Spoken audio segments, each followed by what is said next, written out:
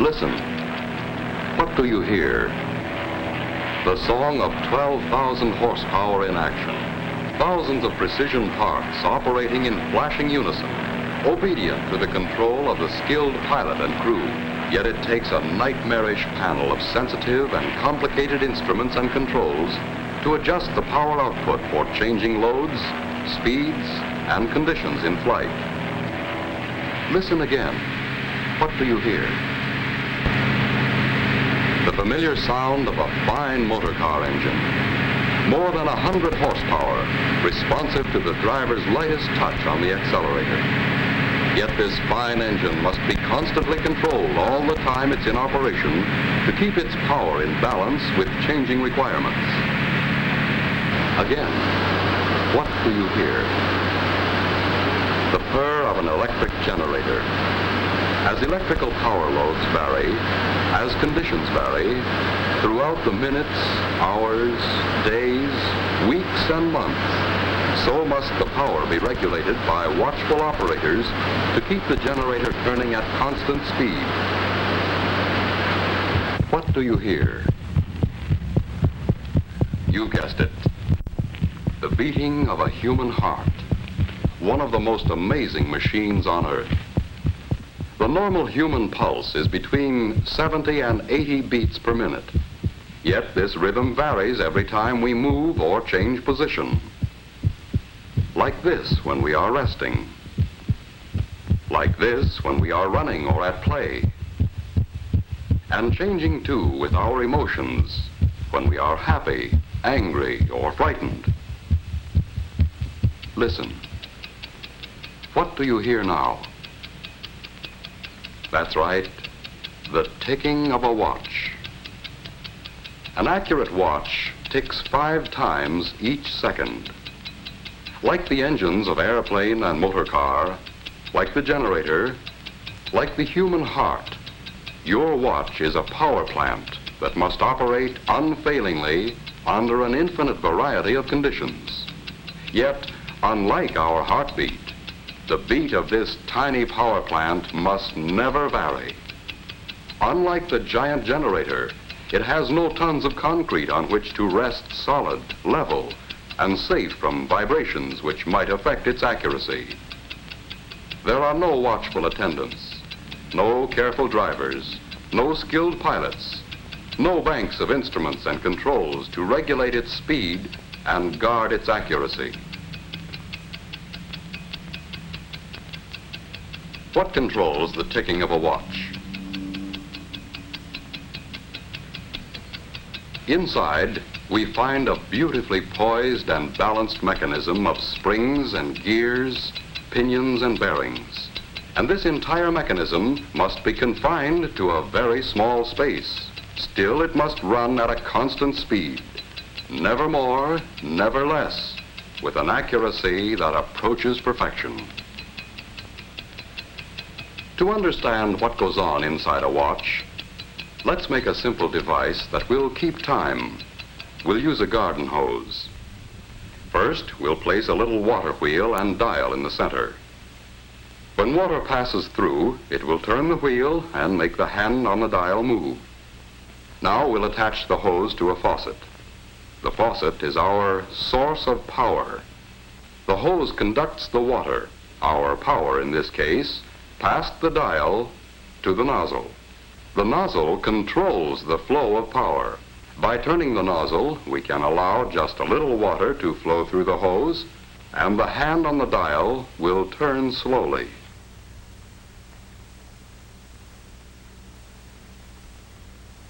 By opening the nozzle wider, we allow a heavy stream of water to flow through the hose, and the hand on the dial turns faster.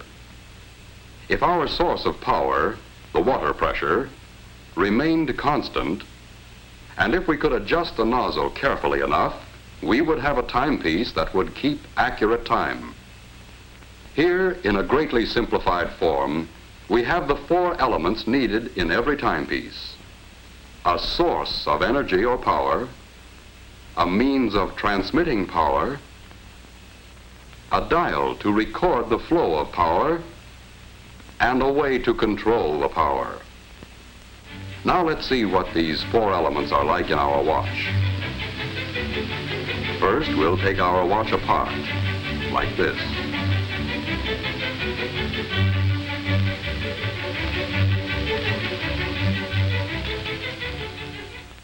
We'll begin with this part, the mainspring and barrel assembly.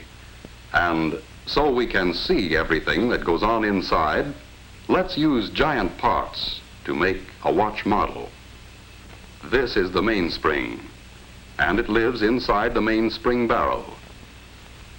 The mainspring is the power plant of the watch, the source of power, like the faucet in our water clock. By winding the spring, we can store up energy. Here is a winding stem with gears and a click to keep the spring from unwinding. And here is the unit that controls the flow of power, like the nozzle on our hose. It is called the balance wheel and hairspring assembly. It consists of the balance wheel, hairspring, balance staff or axle. Fastened to the balance staff is a part called a roller. To the roller is attached an upright jewel pin. Let's see how these work together. A push on the jewel pin will start the balance wheel moving, and more pushes will keep it moving.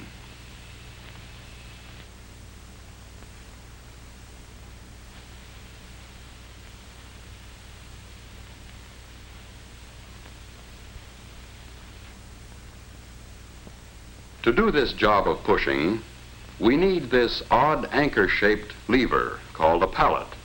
It can be mounted so that when we move the pallet back and forth, we can apply a series of impulses to the jewel pin to keep the balance wheel in motion. Now to the pallet crossarm, we add a pallet jewel shaped like this. Here is a wheel called an escape wheel, with teeth on it so shaped that they will push the pallet jewel and jog the balance wheel into motion.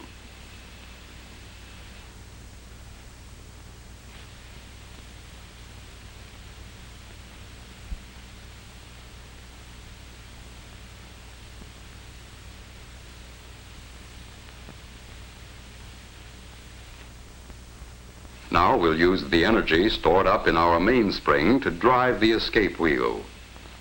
As the mainspring uncoils, it causes the barrel to rotate with it. That didn't last long, did it? Let's try it again. Once things get started, there's nothing to stop them. What we need now is a way of holding the power in check, releasing it a little at a time just when it's needed. Another pallet jewel at the other end of the pallet crossarm will do the trick. Just as the first pallet jewel gets a push from the escape wheel, the second pallet jewel locks against another tooth of the escape wheel to hold the power of the mainspring in check. But the balance wheel keeps swinging, and the jewel pin moves the fork end of the pallet until the escape wheel is again unlocked. But when we connect the mainspring directly to the escape wheel, the power is soon exhausted. In an actual watch, it would last only a few seconds. What we need is a way to stretch the power so it will last for more than a day. In our water clock, we used a hose to transmit power from the faucet to the nozzle. We also need a way to transmit power here. So let's add a system of gears and wheels. We'll stretch them out in a line instead of in their usual closely confined location in a watch. Look at the gears a moment and see what they do. First, a small partial turning of the mainspring barrel drives the center wheel a complete revolution.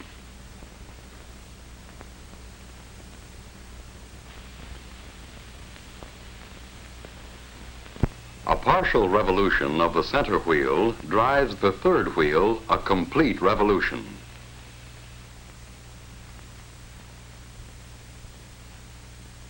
and this in turn drives the fourth wheel much further. As a result, a few turns of the mainspring barrel, driven by the mainspring, will drive the escape wheel many, many revolutions, enough to last a full day and longer.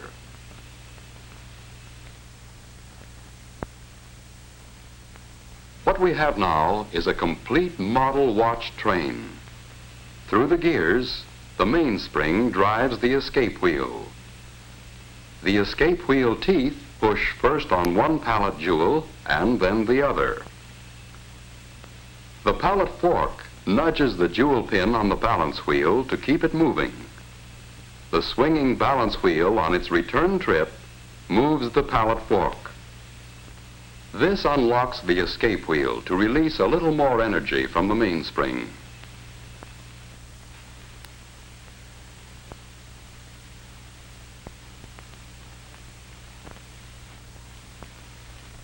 Back and forth, the balance wheel swings, controlled by its small coiled spring, the hairspring, in perfect rhythm. Each swing unlocks the escape wheel so it can give an extra push to a pallet jewel, and this is passed on to the balance wheel assembly to keep the watch ticking far more steadily than any beating heart. All we have to do now to measure time is count the ticks. But this would be a tedious job and not very practical. Just as we needed a dial on our water clock, here too we need a method for recording the flow of power. So to the shaft of this gear or wheel, we add an indicating hand to measure seconds. As the gear train of a watch moves far enough to make 5 ticks of the escapement, the second hand moves 1 graduation on its dial. To count the minutes, we can attach a dial and fasten a pointer to this gear wheel, which is just the right size so that it turns 1 complete revolution while the second hand makes 60 revolutions.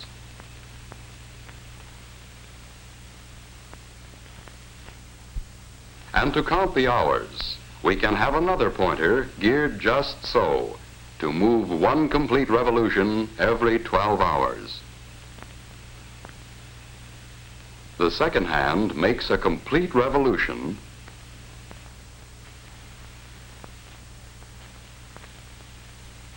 and the minute hand moves 1 graduation, and when the minute hand makes a complete revolution, an hour has passed.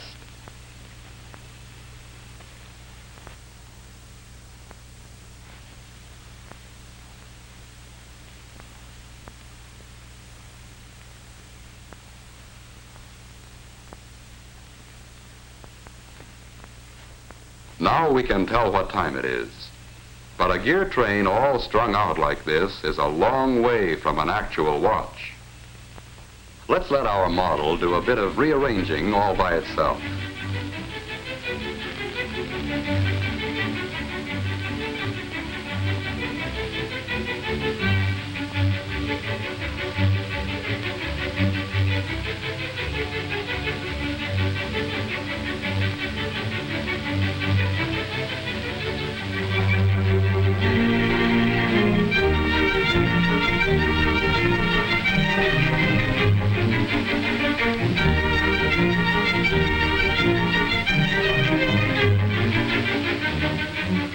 Now we know what time it is and how and why we know. A fine watch itself is, of course, a compact precision mechanism with parts miraculously small and fashioned by craftsmen with incredible accuracy. But the basic principles are those we have just seen, frequently applied on a scale almost microscopic to produce the world's most accurate, portable measuring instrument. In a truly fine watch, there are many things which make possible the accurate control and release of power. Jewels, for example. Many people correctly believe jewels increase the value of a watch.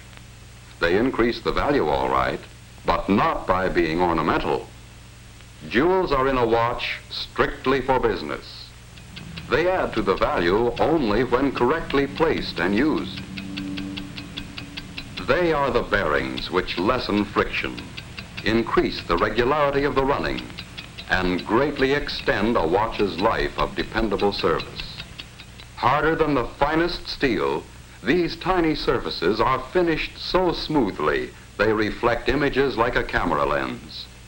And working with oil, it takes a drop no larger than a pinhead for the entire watch. There is almost no friction. If any single part of a watch can be called more important, it's the hairspring. It absorbs and gives out an equal amount of force with each beat or swing at regular intervals. In a fine watch, the hairspring has uniform thickness throughout its whole length, is polished to a mirror-like finish, and made of metal relatively unaffected by magnetism or changes in temperature. It can be apparently distorted, but it always returns to perfect shape. Hairsprings are overcoiled, like we see here, to allow the spring to breathe evenly. Were this not done, the spring would coil and uncoil unevenly, fluff out on one side, and interfere with the accuracy of the watch. Because a watch is required to run in any position, to be accurate, the balance wheel must be perfectly balanced in any position. This is done by poising. The wheel is poised when there is no effect of the pull of gravity reflected in its action on the knife-like edges of the instrument which checks it. With perfect poising, and with the hairspring centered on the balance wheel, it runs accurately in any position all the time. And it's the same with all the parts.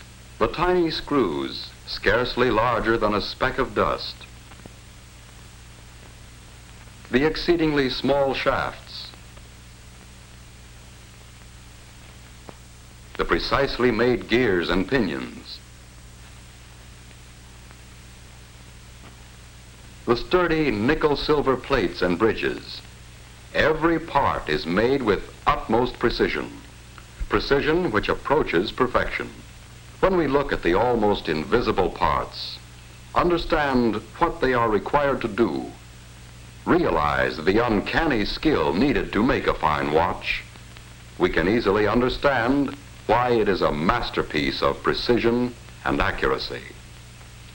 Here is a truly wonderful mechanism. With it, you can accurately measure the passing of time and record that passing for your use and convenience. But this mighty little servant is a creation of beauty, too. A precious possession to be worn with pride and confidence every day, every week, every month, year after year. Listen. What do you hear? It's the ticking of a fine watch. Wherever you go, whatever you do, America's fine watch ticks steadily, accurately on. 5 ticks every second.